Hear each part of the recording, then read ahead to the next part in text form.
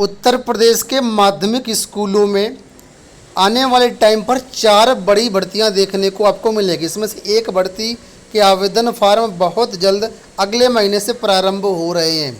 तो इस वीडियो को अंत तक पूरा देखिएगा, सारी चीज़ें मैं आपको स्पष्ट रूप से बताऊंगा। यहाँ पर आप लोग लेटर देख पा रहे होंगे, संयुक्त शिक्षा निदेशक शिविर कार्यालय लखनऊ की तरफ से जारी किया गया विशेष सचिव के लिए उत्तर प्रदेश शासन को। और ये लेटर आप लोग देख सकते हैं 2 अगस्त 2022 का ही लेटर है।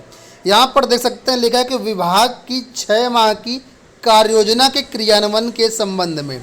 अब यहाँ पर आपको बता दें कि माध्यमिक शिक्षा में आने वाले टाइम पर 6 महीने में जो चीज़ें होनी है उसमें क्या प्रगति है, उस पर क्या कार्रवाई चल रही है, उसी के बारे में यहाँ पर पूरी जानकारी दी गई है।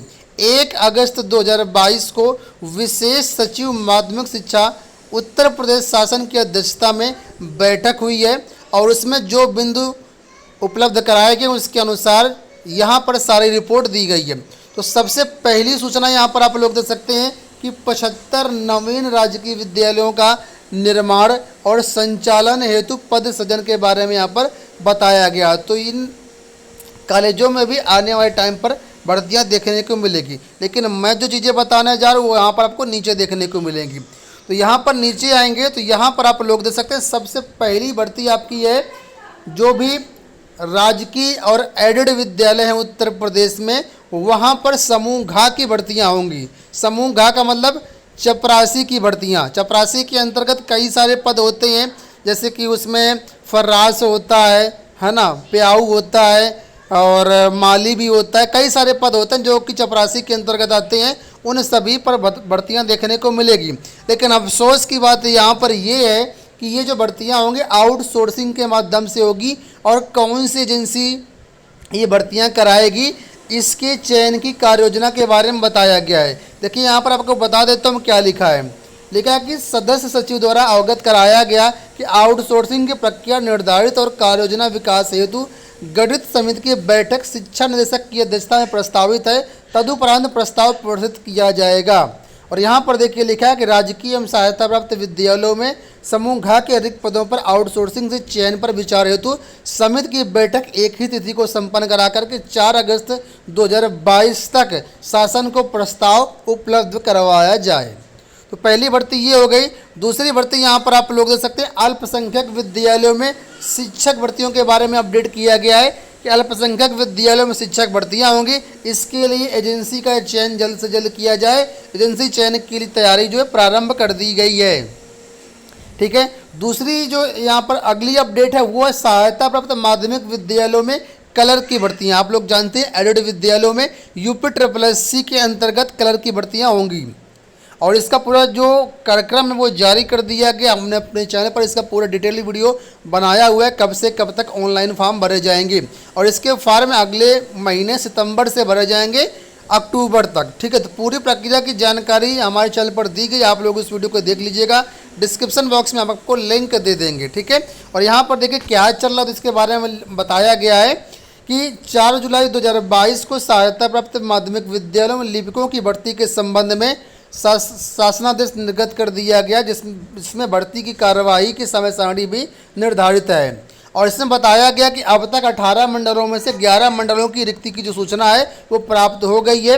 गोरखपुर, अयोध्या, देवीपाटन, प्रयागराज, आजमगढ़ और कानपुर लखनऊ की रिक्ति की सूचना अभी तक प्राप्त नहीं हो पाई है।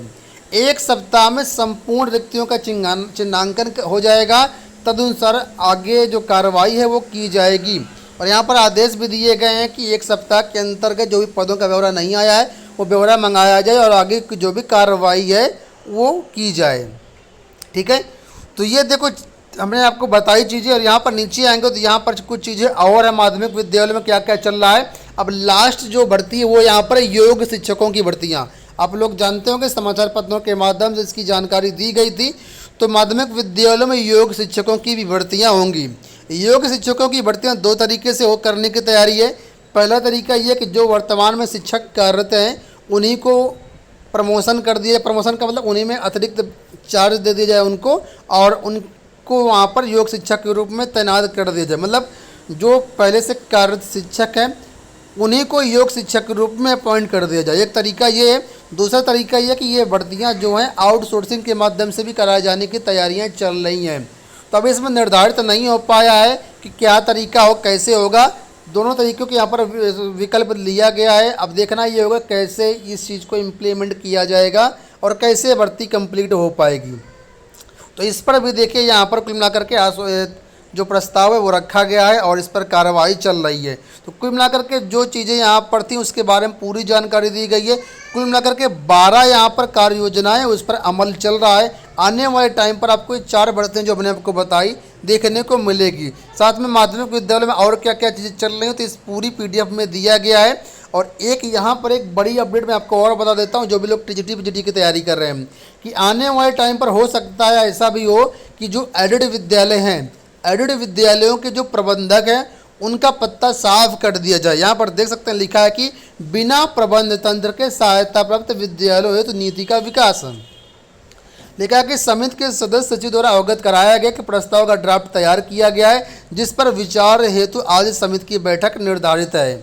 और यहाँ पर हालांकि थोड़ा सा कठिन काम है। एडेड विद्यालयों के जो प्रबंधक होते हैं वो मेन होते हैं, पूरा विद्यालय उनका होता है, सिर्फ शासन जो उनका पेमेंट देता है टीचर्स को।